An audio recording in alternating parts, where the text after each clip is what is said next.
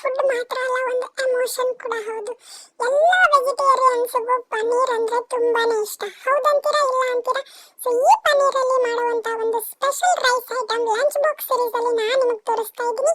So welcome back to my channel zero oil cooking. So ಇವತ್ತಿನ special recipe oil free paneer rice. ಅದು specially lunch ಬಾಕ್ಸ್ಗೆ ನಿನ್ನೆಯಿಂದ start ಮಾಡಿರೋದು. ಬೇಕಾಗಿರೋ ಇಂಗ್ರೀಡಿಯೆಂಟ್ಸ್ ಬೆಳ್ಳುಳ್ಳಿ, ಉದ್ದಿನಬೇಳೆ, ಕಡಲೆಬೇಳೆ, ಒಣಮೆಣಸಿನಕಾಯಿ, ಕಾಳು ಮೆಣಸು, ಇವುಗಳನ್ನೆಲ್ಲ ನಾನಿಲ್ಲಿ ತಗೊಂಡಿದ್ದೀನಿ. ನೀವು ಇದಕ್ಕೆ ಬೇಕಾದರೆ ಕರಿಬೇವು ಮತ್ತೆ ಬೇಕಾಗಿರೋ ಇಂಗ್ರೀಡಿಯೆಂಟ್ಸ್ಗಳು ಕೂಡ ಆ್ಯಡ್ ಮಾಡ್ಕೋಬಹುದು. ಸೊ ಸಖತ್ ಟೇಸ್ಟಿ ಆಗಿರುತ್ತೆ. ಇದು ಮಸಾಲೆಗೆ ಆಯಿತು. ಇನ್ನು ಇದಕ್ಕೆ ಒಗ್ಗರಣೆಗೆ ನಾನು ಇಲ್ಲಿ ತಗೊಳ್ತಾ ಇರೋದು ಈರುಳ್ಳಿ, ಕಡಲೆ ಬೀಜ, ಗೋಡಂಬಿ ಮತ್ತೆ ರೈಸ್ ಮತ್ತೆ ಆಲ್ರೆಡಿ ಮಿಕ್ಸ್ ಮಾಡ್ಕೊಂಡಿರುವಂತ ಮಸಾಲಾ ಐಟಮ್ಸ್ಗಳು. ಮೇನ್ ಮಾಡ್ತಾ ಇರೋದು ರೈಸು.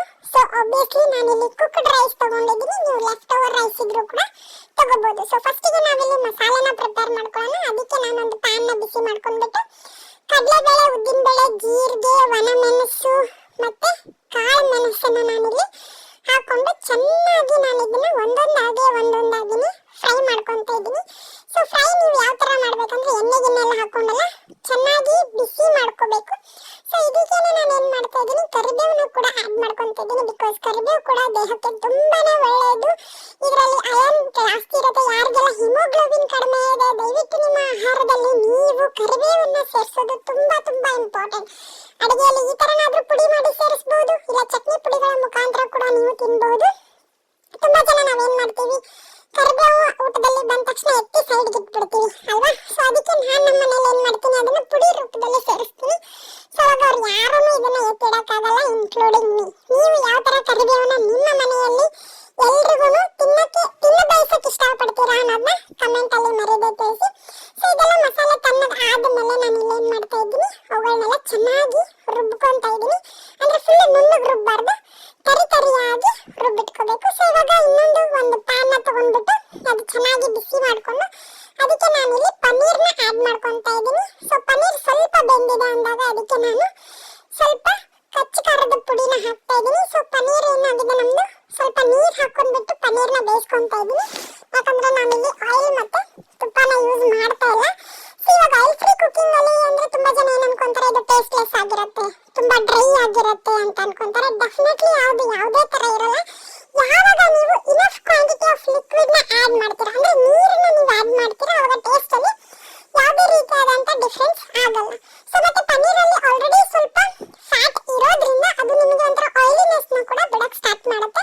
ಸೊ ಪನ್ನೀರ್ನ ಸೈಡ್ ಸರಿಸ್ಕೊಂಡ್ಬಿಟ್ಟು ನಾನಿಲ್ಲಿ ಕಡಲೆ ಬೀಜ, ಜೀರಿಗೆ, ಸಾಸಿವೆ ಮತ್ತೆ ಎಲ್ಲ ಒಗ್ಗರಣೆ ಐಟಮ್ಸ್ ಗಳನ್ನ ಹಾಕೊಂಡ್ಬಿಟ್ಟು ಚೆನ್ನಾಗಿ ಒಂದೊಂದನ್ನೇ ಕಲಿಸ್ಕೊಂತಾ ಇದ್ದೀನಿ. ನೆಕ್ಸ್ಟ್ ಇದನ್ನೆಲ್ಲಾನು ನಾನು ಆಲ್ರೆಡಿ ಸ್ವಲ್ಪ ಫ್ರೈ ಮಾಡಿಟ್ಕೊಂಡಿರುವಂತ ಪನ್ನೀರಲ್ಲಿ ಮಿಕ್ಸ್ ಮಾಡ್ಕೊಂತಾ ಇದ್ದೀನಿ. ಸೊ ಇದೆಲ್ಲ ಚೆನ್ನಾಗಿ ಬೆಂದ ಮೇಲೆ ನಾನು ಇದಕ್ಕೆ ಈರುಳ್ಳಿನ ಆ್ಯಡ್ ಮಾಡ್ಕೊಂತಾ ಇದ್ದೀನಿ.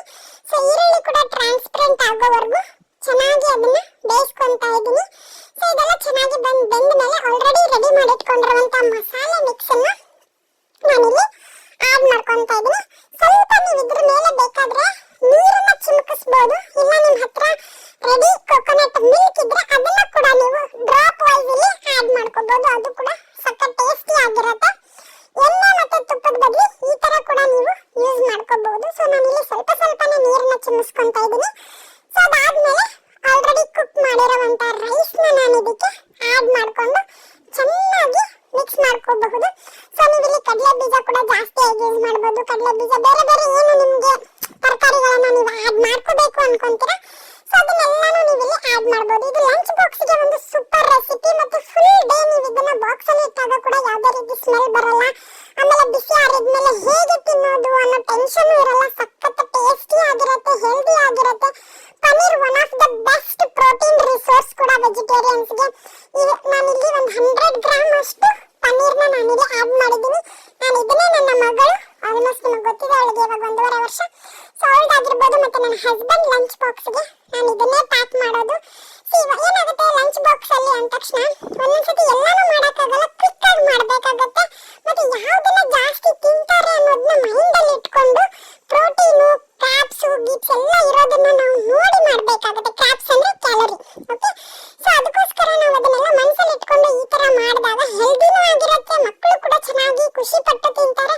ಆಬ್ವಿಯಸ್ಲಿ ಲಂಚ್ ಬಾಕ್ಸ್ ಕೂಡ ಖಾಲಿ ಆಗಿ ಬರುತ್ತೆ, ತಾಯಿ ಹೃದಯಕ್ಕೂ ಕೂಡ ಸಮಾಧಾನ ಆಗುತ್ತೆ. ಸೊ ಇದಕ್ಕೆ ನಾನು ಇಲ್ಲಿ ವಿಟಮಿನ್ ಸಿ ಗೋಸ್ಕರ ನಾನು ಇಲ್ಲಿ ಏನ್ ಮಾಡ್ತಾ ಇದ್ದೀನಿ ಅಂತ ಅಂದ್ರೆ ಸ್ವಲ್ಪ ನಿಂಬೆ ಹಣ್ಣಿನ ರಸನ ಆಡ್ ಮಾಡ್ಕೊಂತ ಇದ್ದೀನಿ. ಆಮೇಲೆ ಟೇಸ್ಟ್ ನೋಡಿ ಉಪ್ಪು ಖಾರ ಎಲ್ಲ ಚೆನ್ನಾಗಿದೆನಾ ಇಲ್ವಾ ಅಂತ ಹೇಳಿ, ಮತ್ತೆ ಎಂಡ್ ಅಲ್ಲಿ ಇದಕ್ಕೆ ಕೈ ತುಂಬಾ ಅಷ್ಟು ಕೊತ್ತಂಬರಿ ಸೊಪ್ಪನ್ನ ಹಾಕಿ ಚೆನ್ನಾಗಿ ಮಿಕ್ಸ್ ಮಾಡಿ ಹಬೆಯಲ್ಲಿ ಒಂದು 2-3 ನಿಮಿಷ ಇಡೋದ್ರಿಂದ ಸಖತ್ ಟೇಸ್ಟಿ ಆಗಿರುತ್ತೆ. ಒಬ್ವಿಯಸ್ಲಿ ಪನ್ನೀರ್ ಬೆನಿಫಿಟ್ಸ್ ನಾನು ಏನು ಯಾರಿಗೂ ಹೇಳೋ ಅವಶ್ಯಕತೆನೇ ಇಲ್ಲ, ಬಿಕಾಸ್ ಅಷ್ಟಂದ್ರೆ ಅಷ್ಟು ಇಂಪಾರ್ಟೆನ್ಸ್ ಇದೆ ಪನ್ನೀರು ನಮ್ಮ ಡೈಲಿ ಡಯಟ್ ಅಲ್ಲಿ.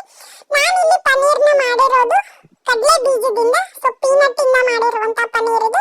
ನೀವು ಬೇಕಾದ್ರೆ ಸೋಯಾ ಇಂದ ಯೂಸ್ ಮಾಡಬಹುದು, ಇಲ್ಲ ನಾರ್ಮಲ್ ಮಾರ್ಕೆಟ್ ಅಲ್ಲಿ ಸಿಗುವಂತ ಮಿಲ್ಕ್ ಪನ್ನೀರ್ನ ಕೂಡ ಯೂಸ್ ಮಾಡ್ಕೋಬಹುದು, ಇಲ್ಲ ನೀವೇ ಮನೆಯಲ್ಲೇನೆ ಯಾವ ರೀತಿ ಆದ್ರೂ ಮಾಡ್ಕೋಬಹುದು. ಬಟ್ ನಾನು ವೇಗನ್ ಆಗಿರೋದ್ರಿಂದ ಡೆಫಿನೆಟ್ಲಿ ನಾನು ಕಡಲೆ ಬೀಜದ ಪನ್ನೀರ್ನ ನಾನು ಇಲ್ಲಿ ರೆಡಿ ಮಾಡ್ಕೊಂಡೆ. ಸೋಯಾ ಪನ್ನೀರ್ನು ನಾನು ತಿನ್ನಕ್ಕಾಗಲ್ಲ, ಬಿಕಾಸ್ ನನಗೆ ಥೈರಾಯ್ಡ್ ಇರೋದ್ರಿಂದ ಸೋಯಾ ನಾನು ಕಂಪ್ಲೀಟ್ಲಿ ಅವಾಯ್ಡ್ ಮಾಡಬೇಕಾಗುತ್ತೆ. ಆ ರೀಸನ್ ಇಂದ ಇಲ್ಲಾಂದ್ರೆ ಸೋಯಾ ಪನ್ನೀರ್ ಕೂಡ ಸಖತ್ ಟೇಸ್ಟಿ ಆಗಿ ಬರುತ್ತೆ.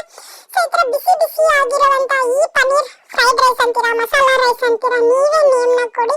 ಸೊ ಅದನ್ನ ಹಾಕೊಂಡು ತಿಂತಾ ಇದ್ರೆ ಸಖತ್ ಟೇಸ್ಟಿ ಆಗಿರುತ್ತೆ. ನೀವು ನಿಮ್ಮ ಮಕ್ಕಳು ಅಥವಾ ನಿಮ್ಮ ಹಸ್ಬೆಂಡ್ ಲಂಚ್ ಬಾಕ್ಸ್ಗೆ ಯಾವ ರೀತಿ ಅಡುಗೆಗಳನ್ನ ಮಾಡ್ತೀರಾ ಅನ್ನೋದನ್ನ ದಯವಿಟ್ಟು ರೆಸಿಪಿನ ಶೇರ್ ಮಾಡಿ. ನಾನು ಕೂಡ ಅದನ್ನು ಟ್ರೈ ಮಾಡ್ತೀನಿ. ಮತ್ತು ನಿನ್ನೆ ಹೇಳಿದಾಗೆ ಈ oil free lunch box series ಚಾಲೆಂಜನ್ನ ನೀವು ಎಕ್ಸೆಪ್ಟ್ ಮಾಡ್ಕೊಳ್ಳಿ. ಮತ್ತು ನೀವು ಯಾವ ಯಾವ ರೆಸಿಪಿಗಳನ್ನ ಎಣ್ಣೆ ಇಲ್ಲದೆ ಮಾಡಿದ್ದೀರಾ, ಅದನ್ನು ಲಂಚ್ ಬಾಕ್ಸಿಗೆ ಹಾಕಿದ್ದೀರಾ ಅನ್ನೋದನ್ನ ಮರೀದೆ ನನಗೆ ಕಮೆಂಟ್ ಮುಖಾಂತರ ತಿಳಿಸಿ. ಮತ್ತು ನನ್ನ ಯಾವ ರೆಸಿಪಿ ನಿಮಗೆ ತುಂಬ ಇಷ್ಟ ಅನ್ನೋದನ್ನ ಕೂಡ ಹೇಳೋದನ್ನ ಮರಿಬೇಡಿ. ಮತ್ತು ನಿಮ್ಮ ಫ್ರೆಂಡ್ಸ್ ಆ್ಯಂಡ್ ಫ್ಯಾಮಿಲಿಗೆ ಕೂಡ ಇದನ್ನು ಶೇರ್ ಮಾಡಿ. Thank you so much for watching. ನಾಳೆ ಮತ್ತೊಂದು ವಿಡಿಯೋ ಒಂದಿಗೆ ನಿಮ್ಮ ಭೇಟಿ. ಅಲ್ಲಿವರೆಗೂ take care, love you all, bye.